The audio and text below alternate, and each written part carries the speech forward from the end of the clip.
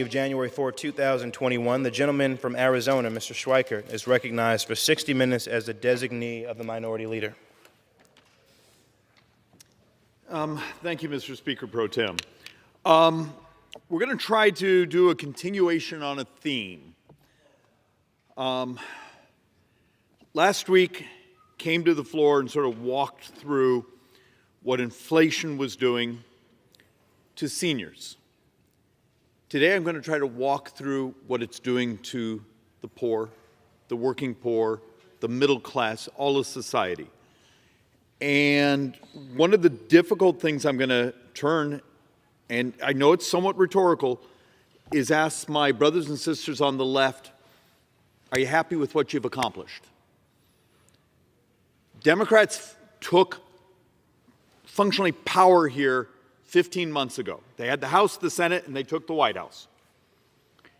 And we got to see the playbook. And this is important because we often are so busy chasing shiny objects here, we never sort of talk about some of the economic differences and the way the left and those of us on the right view the world. The left sort of believes in this model of consumption. Send people checks and they'll go buy stuff and somehow that will make society their utopian. Of course, it also sets off really bad societal problems like, hey, I have money, I don't have to participate in society and the economy. Hey, I have money, let's just go buy stuff today, and it sets off inflation. Those of us who actually showed up to our economics classes, we believe in this concept of, it's often referred to as supply side, it's much more complicated, and that is productivity in a society. When you're going to pay someone more money, when a worker is paid more money, it's functioning from two things. Inflation, which doesn't mean they got anywhere. Matter of fact, when you raise someone's salary because of inflation, they're often always behind the curve. And the second part is productivity. There was investment in plants and equipment to be able to be more productive, to have that newest, best, functional product. And that's a supply side model. That's functionally what we accomplished in tax reform. And the other challenge I'll give to our friends on the Democrat side is take a look at our couple years when we did regulatory reform, when we did tax reform. 2018, 2019, the poor got poorer. The middle class got much wealthier. Income inequality shrank. Food insecurity shrank. Minority populations had their best economic period in the modern economic time. I would visit the homeless shelter in downtown Phoenix, and St. Joseph the Worker had a list of businesses that were desperate for anyone who would just show up. Now the contrast, the Democrats took over, and functionally 15 months ago, they moved $1.9 trillion of spending. And I've been to the floor multiple times. I've shown you all the charts saying, isn't it fascinating that almost on the day you did this, you can actually see actual functional price changes in the wholesale markets. You can actually see the curve going, hey, they passed a bill, there's inflation. Now, some of that's not completely fair because some of it was actually already built into the policy sets the Democrats had adopted. When they blew up the capital stack, meaning when the Biden administration took over and they had a compliant Democrat Congress and a Democrat Senate, and particularly the left controlling the House of Representatives, when they threatened capital markets for investing in hydrocarbons, when they threatened capital markets for investing in the transportation of hydrocarbons, moving natural gas, oh, you're going to build a pipeline, we're going to do everything that you have to report to the SEC, we're going to basically make it so the companies, the investors in this have to do documentation of their environmental scores. You wonder why September a year ago, you actually looked at the futures markets and saw it was already beginning. Natural gas, crude prices. So the horrible prices you are paying today at the pump, it's not because of the Russian invasion of Ukraine. That just moved it forward. This was already built into the Democrats' policy set. So let's actually focus on something that's the derivative, that's the next level over from last week's. Last week we focused substantially on what the left's policies were going to do to seniors. How many of them will be in poverty a decade from now because of inflation today? But let's actually sort of talk through inflation through the economy, because my fear is we do the headline discussion. Hey, did you see the number last week? It was, 8.6. My community, it's 11 something. I happen to live in number 1 or number 2, the Scottsdale, Phoenix area, inflation in the nation. But what does it actually mean? It's much, much, much more than the little number you saw saying, hey, last month it was this. It's what did it do to your retirement a decade from now? What did it do to your kids, your grandkids' ability to ever purchase a house, to ever build up savings when every single day their savings becomes worth less?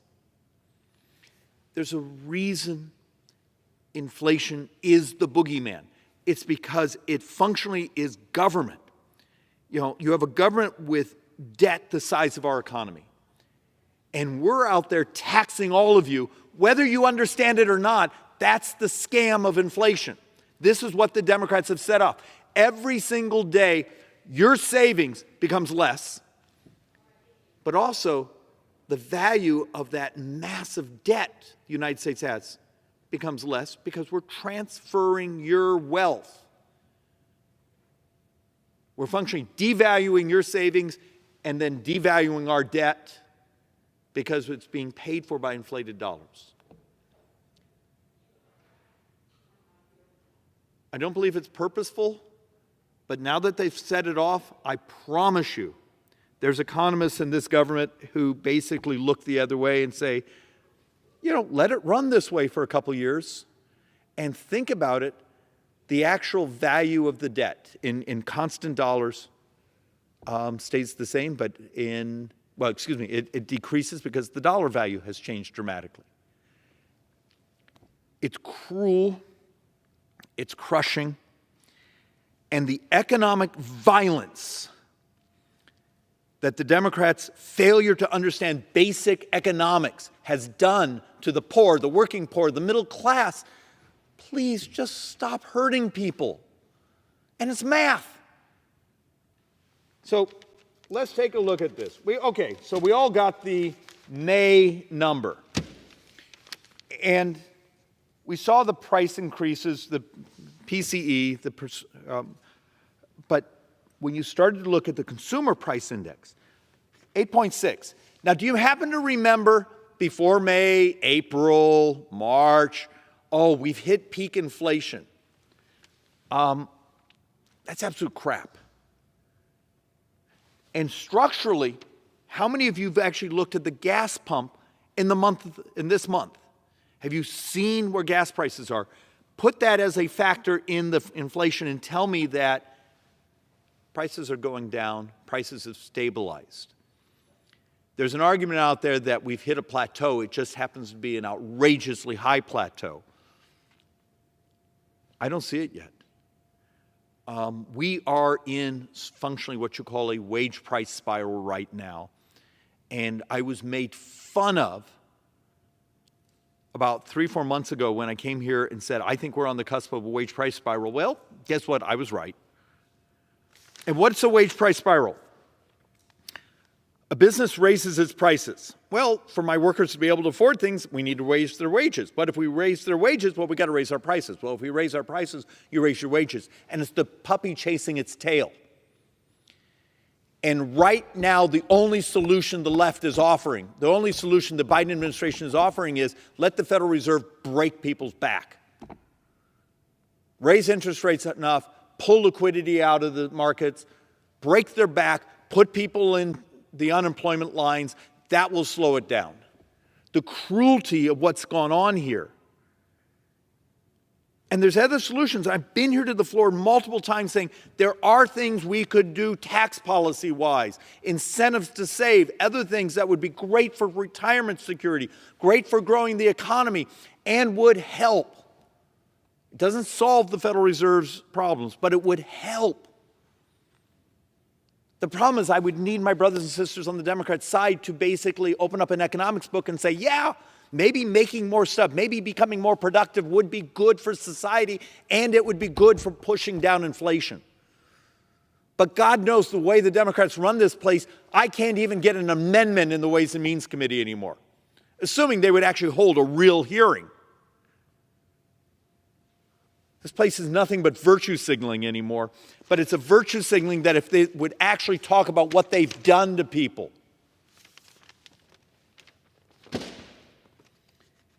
And the hits keep coming. You start to look, and I know some of these charts are noisy, and one of the tough things about talking about this right now is these numbers have been moving so fast that trying to make sure you're using credible third-party sources, so you're just not making up numbers out of your own office and building a pretty chart, but you go out and you find the experts can't keep up with the movement of the prices. The economic distortion that's going on, and part of my challenge is go look at your 401k right now. Are you happy? Now you need to add in also the fact of the matter is the money you have in there is substantially worth less than a year ago. So it's not that your savings, your investments have crashed. Also, it's buying about 10% less stuff anyway. So you needed to discount rate that. You understand what we have real negative interest rates right now. That's one of the reasons the Federal Reserve is probably going to have to jack up rates dramatically more than the talking heads are telling you on cable finance news. Think about it. If you're living in a country where the interest rate, let's just use 10, it's an easy number. You know, I know the number was 8.6, in my community it's probably 11. And federal funds rates, let's do a 10-year, is what, 3, let's use 3.5. Do you see that gap there? That's actually negative. You invest in a 10-year T-bill, a 10-year U.S. sovereign instrument, you just lost all that. The model basically says the Federal Reserve is going to have to jack up interest rates to close that gap. And be scared. Be scared. I've been here on the floor with charts before that basically said if the mean interest rate is 2 points higher on U.S. sovereign debt for like 25 years, at the end of that 25 years, every dime of tax receipts, every dime of tax revenue goes to just interest. Do you understand the scale of the dystopian misery that the Democrats' economic policy has set off? And yeah, it had great virtue signaling. We're going to give money to all these people. Great job. They're all poorer today than a year ago when you handed out $1.9 trillion.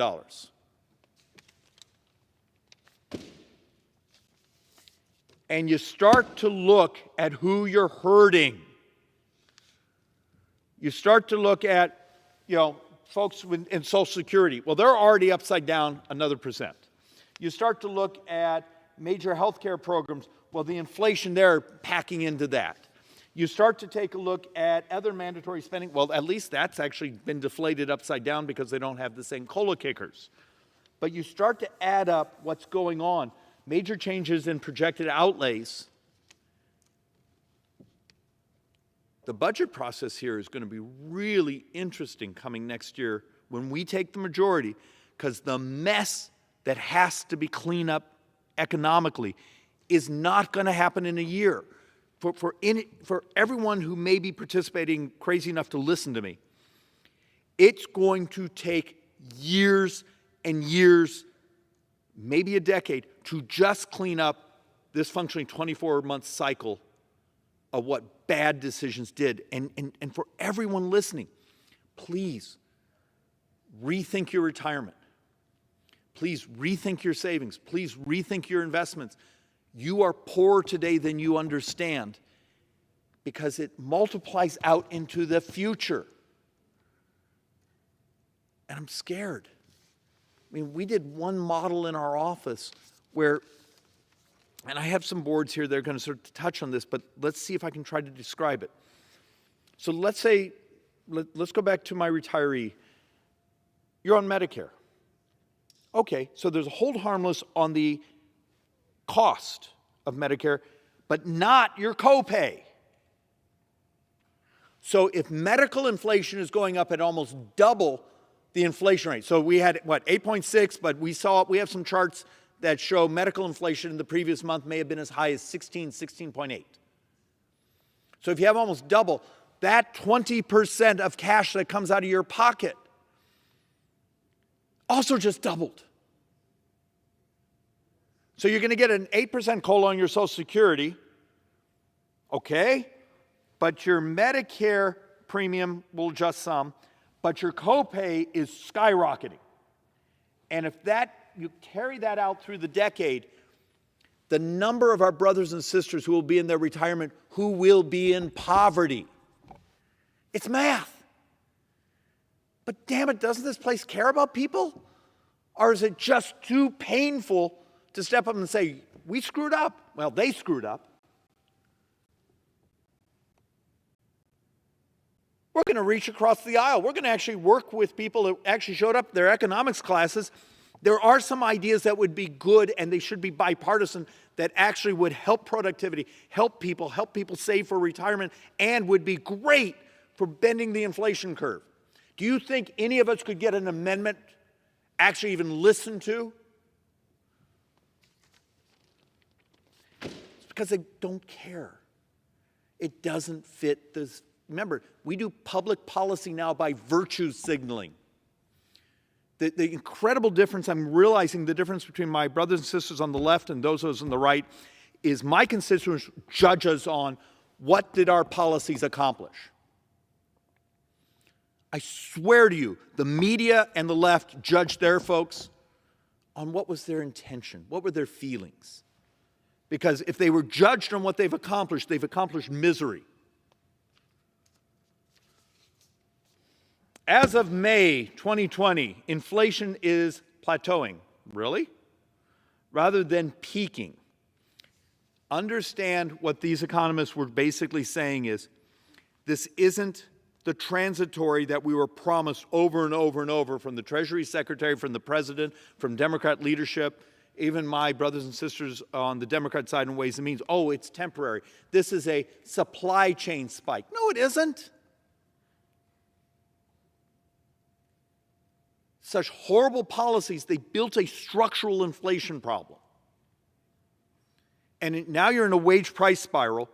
And so what many of the economists now are trying to say is, it's not a peak and a fall, it's a plateau.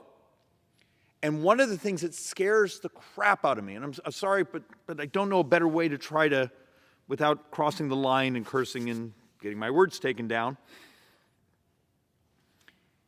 is you hit an inflationary cycle with stagflation, meaning you functionally have some economic growth, you have employment, Federal Reserve is jacking up interest rates, so you're trying to push up some of the employment. You're going to see some unusual charts and data we have here, but the inflation is sticky. And you basically have a plateau of inflation, you have a plateau of misery, and you're not able to raise it and crash it. And one of the reasons I come to you with that as a personal theory, and it drives some of my economists nuts on Joint Economic Committee when I say this, is I think we have a much more difficult demographic problem. Inflation in the late 70s, very, very early 80s, you had this huge baby boom population that was available for labor, available with new technologies, investments to spike productivity. We got a demographic problem. Functioning in 7 years, 22% of America is 65 and older. We've gotten old. We have huge, massive social entitlement promises that we have a moral obligation to keep. to the financing of Social Security, the financing of Medicare. Remember, every new dime of debt over the next 30 years is just Social Security and Medicare. I know a lot of folks don't like to hear that, but it is. It's our demographics. We got old. The rest of the budget's functionally in balance. Really hard to break a stagflation cycle without that available population spike to have that productivity to start to say, hey, we're going to make more stuff, we're cracking inflation. And when you start to see some of the smart economists saying, hey, we got a problem, we're plateauing, it's not a spike, this may be the mean for a while.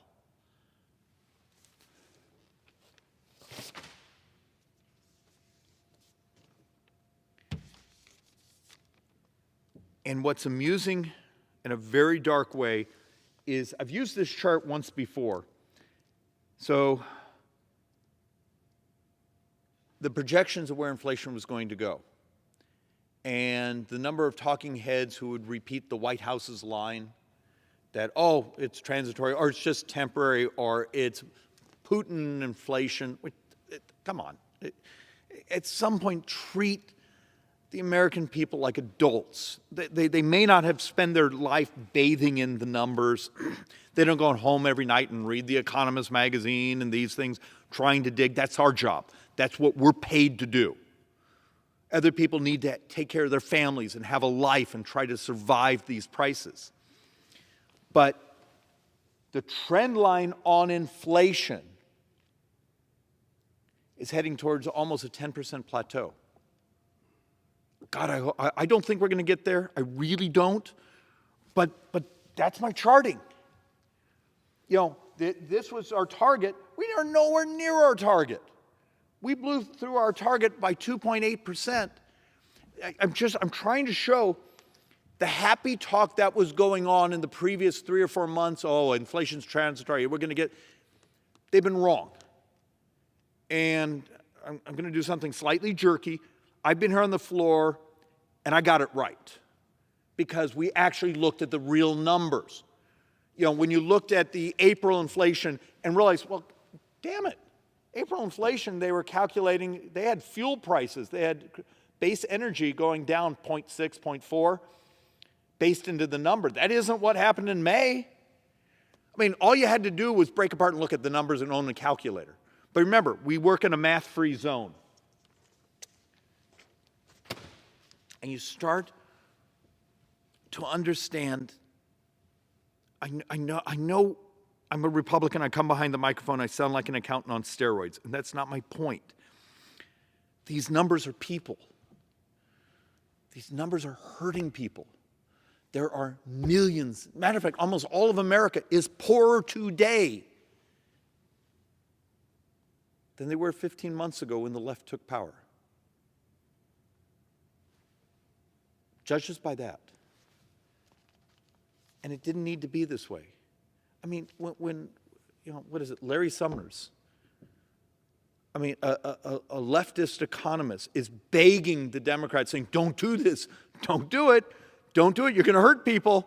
And, oh no, I'm a member of Congress. I understand better than a guy with a PhD from Harvard. Turns out the PhD leftist from Harvard who was begging you not to do what you did, you went ahead and did it. You know, you have a Republican quoting him on the floor. Only large businesses, now this one's important, are adding sufficient numbers of workers. So you remember how President Biden just I think it was yesterday, got behind the microphone and said, but we have such great employment. The pessimism on small and medium-sized businesses has skyrocketed.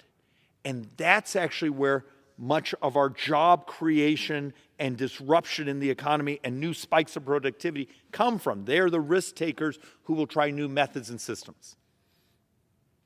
So right now, big business has still been doing the hiring. What happens? Is that functioning where the Federal Reserve goes by jacking up interest rates? They're going to crush mid-market and small businesses? Is it big business will once again, the outcome of, I hope it doesn't come, but every number I look at says it's going to come, the recession the Democrats have brought us? Is it going to continue the movement of the United States being a country of oligopolies? Because we're going to wipe out a bunch of our small businesses, our regional, smaller, mid-sized businesses get wiped out, but the big boys stay because they can afford the regulatory, they can actually participate in capital markets. Is that going to be the outcome once again, that this once again becomes more and more a monopolistic economy? And you also know the problem with that is you don't get a productive society when you have massive players that control so much of the society, the economics. And some of these numbers, got to understand, this number was the worst reading in 49 years for those smaller and mid-sized businesses doing hiring. So you functionally have almost two economies running at the same time. But this economy here, these small and mid-sized, are most of our employment. Be worried. These numbers are not warm and fuzzy.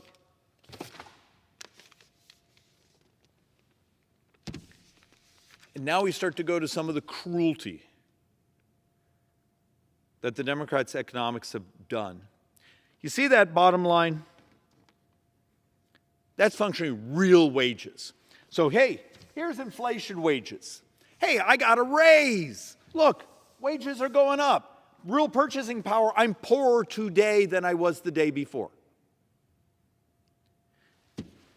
This gap, so when you hear leftists come behind these microphones and talk about income inequality, they did it. It's driven by crap policy like this. This is what's going on right now. Real wages, people are getting poorer every single day.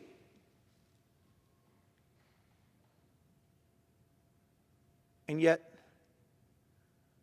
the folks here who are willing to just completely mislead on facts, oh, but wages are up. Yeah, they're up, but they're not up nearly at the pace of inflation. This is really dangerous. You've got to understand, if numbers like this continue, this is what tears apart societies. This is not a game.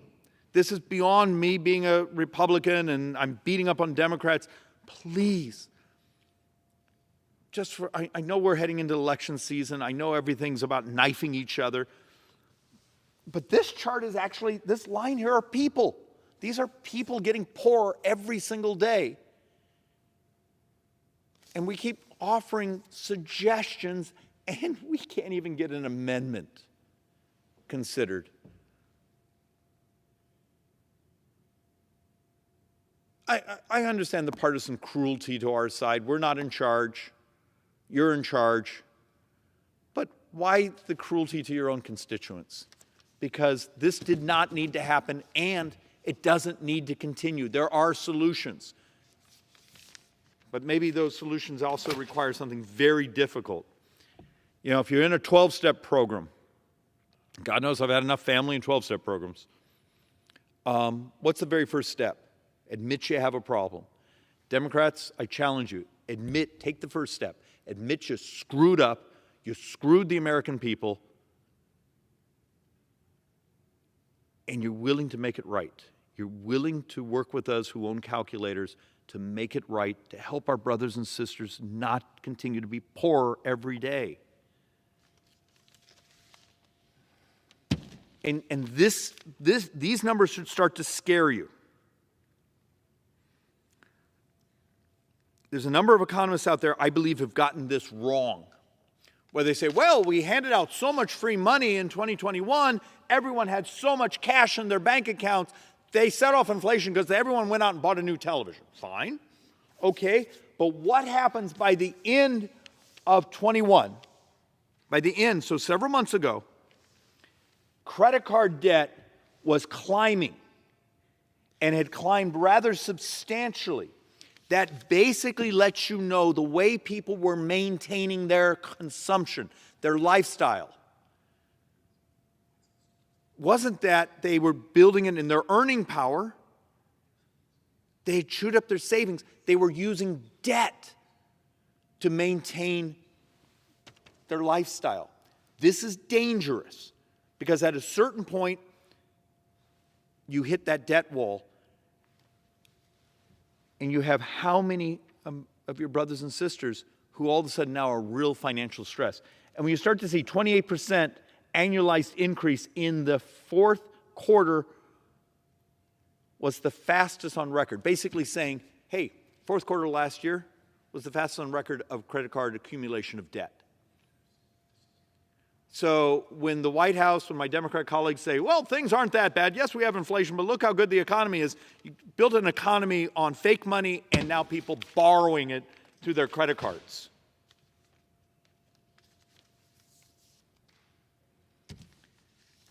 And at the end of the fourth quarter, there was a sizable but shrinking pool of excess liquidity.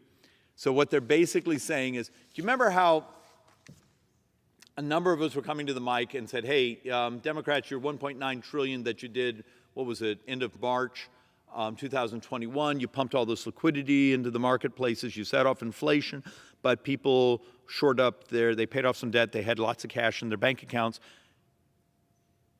and it was substantially gone by the end of last year.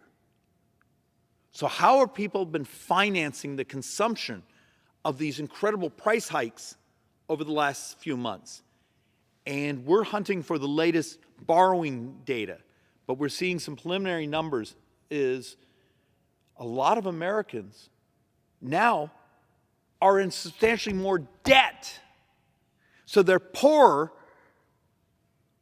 than when the Democrats handed out $1.9 trillion. So within a year, they set off inflation and they made people poor, and now they're upside down in debt they've got to figure out a way to pay for. You know, it's like every economic nightmare, everything you could do wrong has functionally been done in the 15 months of Democrat power. Mr. Speaker Pro Tem, may I ask for the time?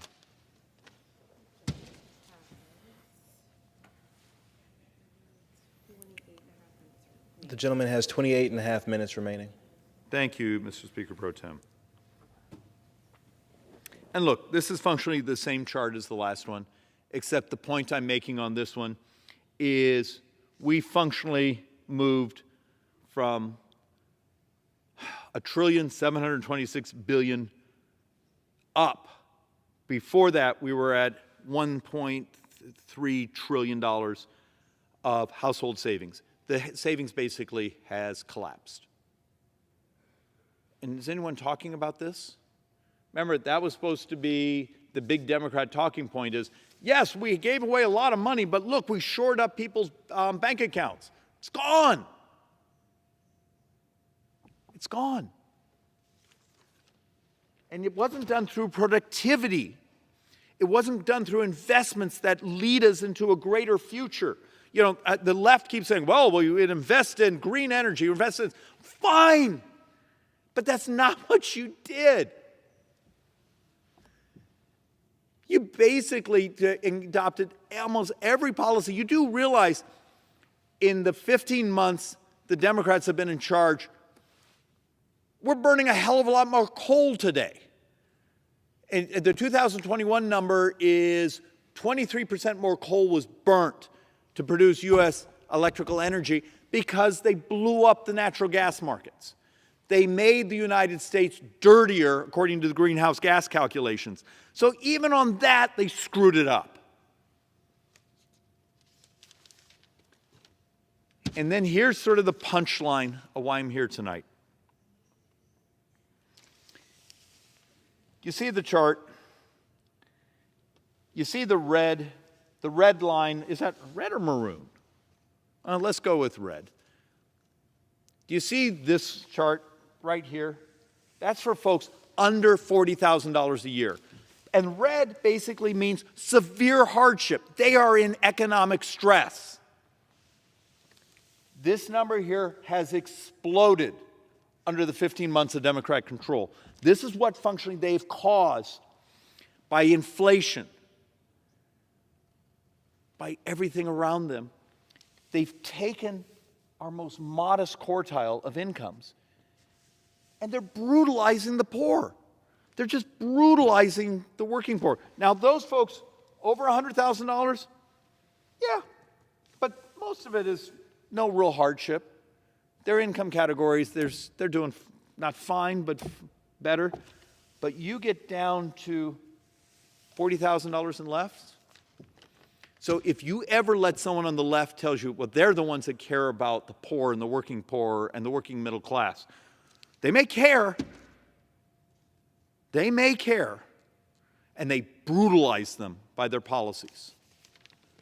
And look, it's in the math. Once again, the math, it doesn't lie. The math will set you free.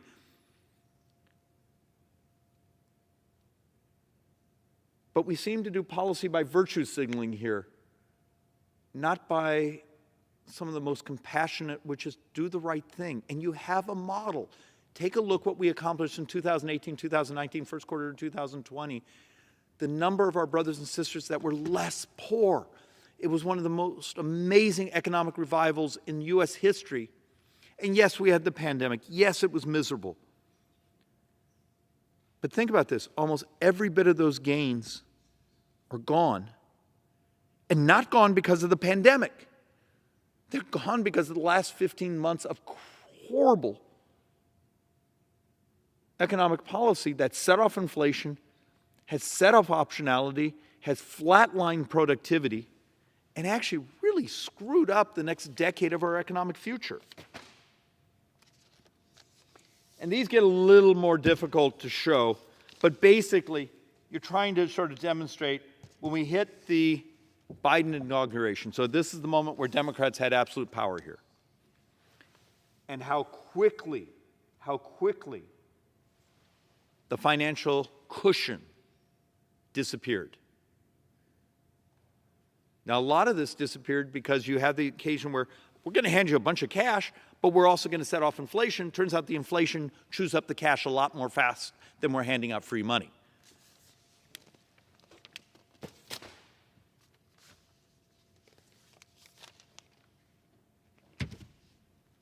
As of April 22, the average retirement benefits.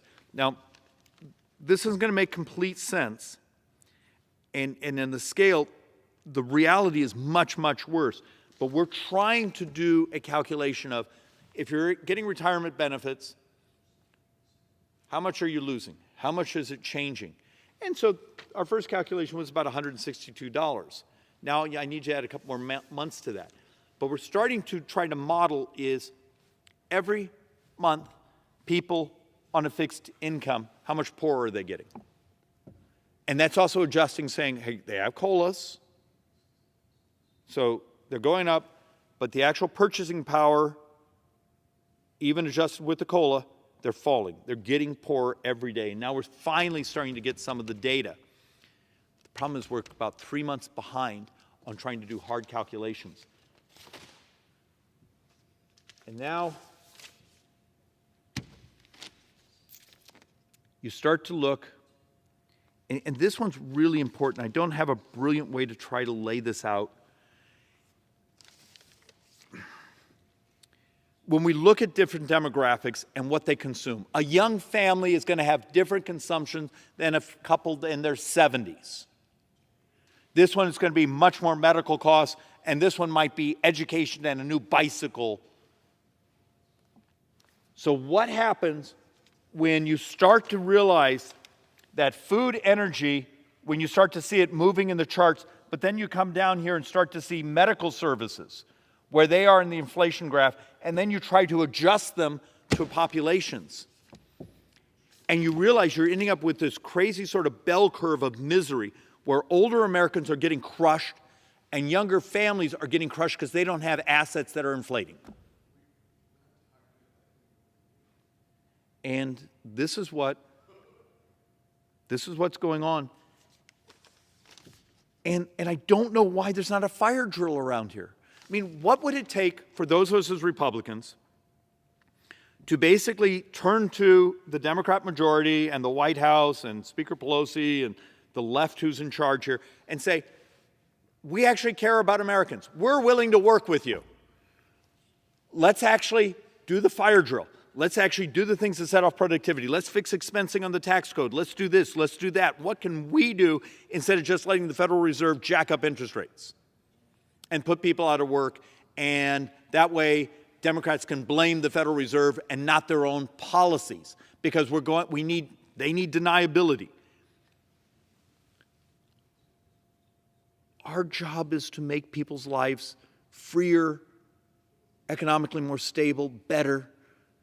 But also someone like myself, and yes, I have a 6-year-old daughter, and my wife and I are the same age. It's the greatest thing that ever happened. And yes, I'm an old dad. Greatest thing that's ever happened. What's my moral obligation to her future? Seriously, for every person who on occasion actually shows up and works here, what's your moral obligation? What's your moral obligation to your parents and your grandparents, but also to these kids? You know, we already have this demographic curve that's going to make fixing inflation much more difficult.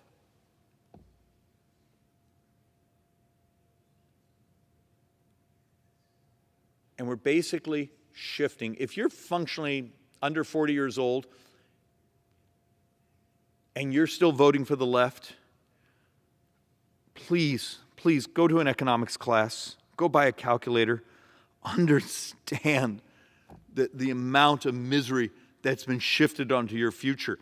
My back-of-the-napkin math basically says, for someone who basically is getting ready to graduate college today, when they hit their peak earning years, their tax rate will have to be double what today's is just to maintain today's benefits.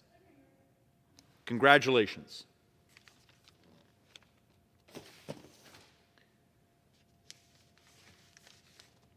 Look, Mr. Speaker Pro Tem, I still have a number of charts, but basically they're all saying the same thing.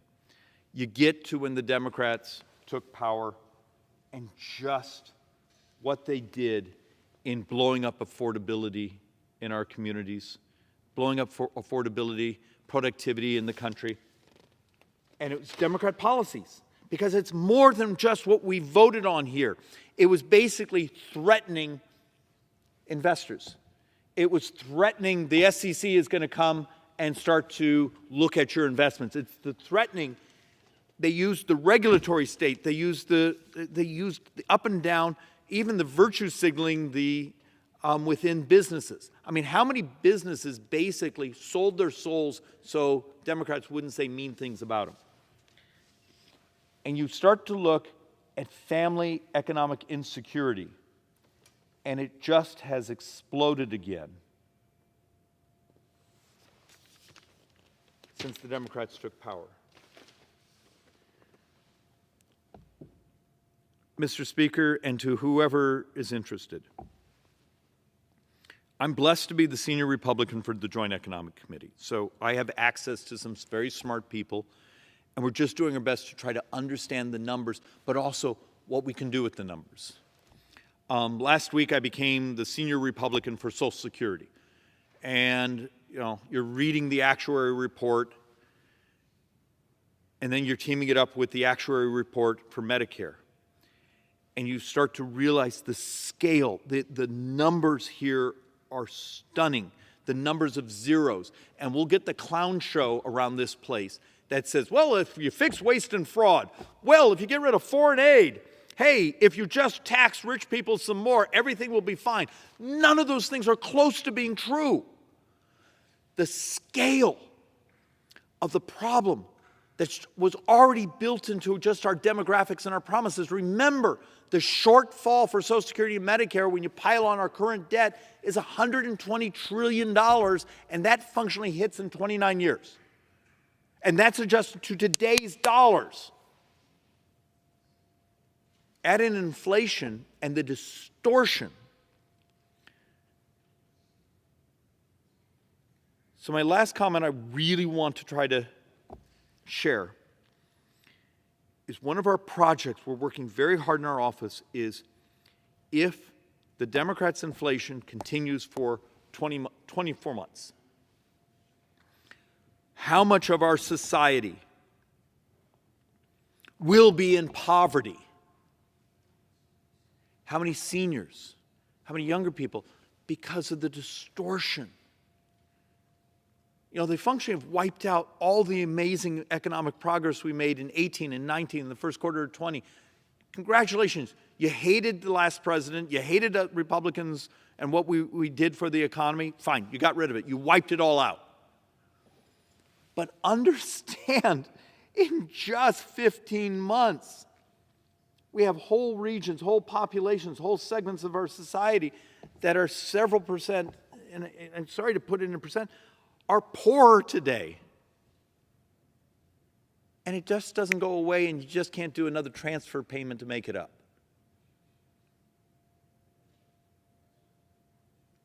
Turns out who you vote for does make a difference. And now America gets to pay a price for what they did in the last couple of elections, but they were lied to. They basically thought virtue signaling was policy, and it wasn't. It was about winning elections. At some point, Mr. Speaker Pro Tem, the calculator tells the truth. Mr. Speaker Pro Tem, at some point, we should be judged by our accomplishments for the American people. And if that accomplishment is misery, be held to it. If it's prosperity, take joy in it. But we need to step up and demonstrate we actually understand what's going on in our communities, and we're willing to step up and try to fix it instead of talk away from it. And with that, Mr. Speaker, I yield back.